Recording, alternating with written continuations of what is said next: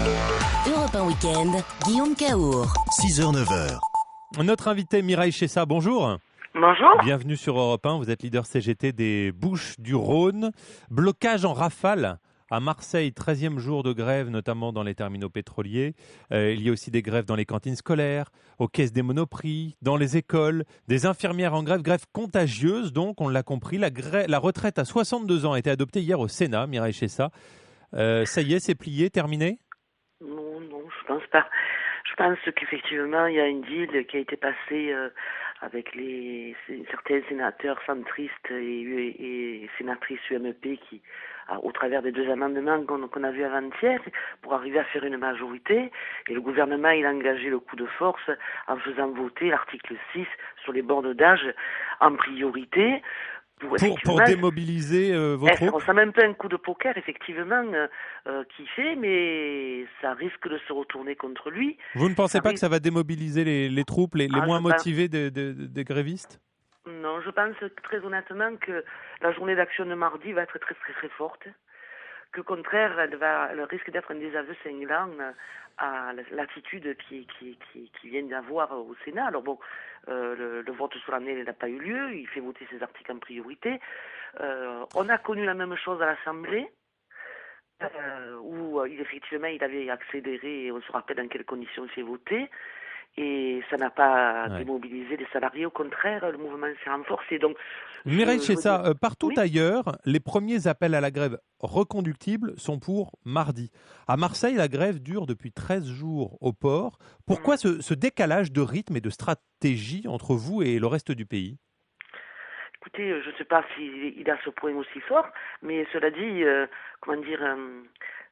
n'y a pas des terminaux pétroliers dans tous les départements de France non plus. Il n'y a pas des raffineries dans tous les départements de France, vous voyez.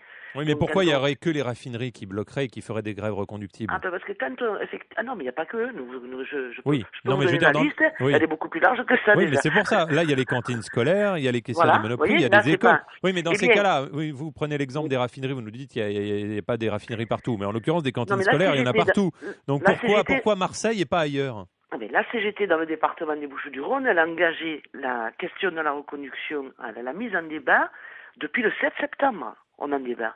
Parce que les salariés... Donc vous pensez que vous êtes des précurseurs, c'est ça ? Non. Les salariés, ils ont conscience qu'on a un gouvernement qui est droit dans ses bottes, avec un président de la République qui a décidé d'eux. Et donc, on sait depuis le début qu'on va devoir à un moment donné engager le bras de fer. Pourquoi la spécificité marseillaise ? Écoutez, ça peut tenir peut-être aussi aux forces que la CGT a là. On a quand même 36 000 syndiqués dans le département. 28% de salariés qui sont des fonctionnaires aussi, c'est peut-être un chiffre qui peut expliquer cela. Oui, mais dans le privé, on a des forces, monsieur. Ouais. On est majoritaire dans un certain nombre de secteurs aussi. Et donc, effectivement, ça peut expliquer qu'on ait su prendre peut-être un petit peu plus tôt les choses. Oui, allez-y. Depuis hier, à Monoprix, dans les 2 Monoprix qui étaient en grève, nous avons signé un protocole, nous avons gagné sur l'emploi et sur un certain nombre de revendications comme les tickets restaurants. Ça n'avait rien à voir avec les retraites. Oui, mais ils ont participé, ils vont continuer à participer sur les temps forts. Écoutez, monsieur, dans un cerveau de salarié, je pense que dans un cerveau humain, on va dire, il n'y a pas d'un côté, je me mobilise pour mon salaire, et de l'autre, je me mobilise pour éviter de travailler 2 ans de plus. Tout ça, c'est quand même, je veux dire, assez lié, je veux dire. Cette semaine, on a vu, Mireille Chessa, des parents totalement désemparés face à la grève des cantines scolaires. Vous ne redoutez pas l'impopularité de votre mouvement ? Écoutez, c'est possible que encore que tout le monde, sur l'impopularité, je veux faire remarquer que quand on a engagé la bataille, on était à 54% dans les sondages d'opinion, de Français qui étaient pour, d'interroger, de sonder, pour, l'allongement, il semblait inéluctable. Aujourd'hui, il y a 71% de la population qui est contre cette réforme. Donc, quand on engage l'assise de la popularité du mouvement, elle est importante, effectivement. De toute façon, de la gêne, il va y en avoir. Moi, je préfère le dire. Le gouvernement, il dit qu'il n'y aura pas de pénurie. De carburant, oui. À propos justement des ports, Mireille Chessa, pour boucler la boucle, vous ne croyez pas que le port pourrait avoir plus d'activité et d'emploi s'il ne pâtissait pas de cette réputation de risque de grève à répétition ?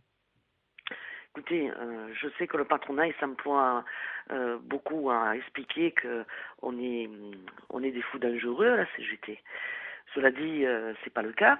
Je veux quand même profiter de l'antenne pour dire que dans dans la filière qu'on veut créer concernant le port pétrolier, ce n'est pas les grands majors du pétrole qui pourraient rentrer dans le capital, ce sont des fonds de pension. Donc il faut aussi un peu comprendre l'inquiétude des salariés. Mireille Chessa, merci beaucoup, leader CGT des Bouches-du-Rhône avec ses multiplications de grèves dans différents secteurs à Marseille. Tout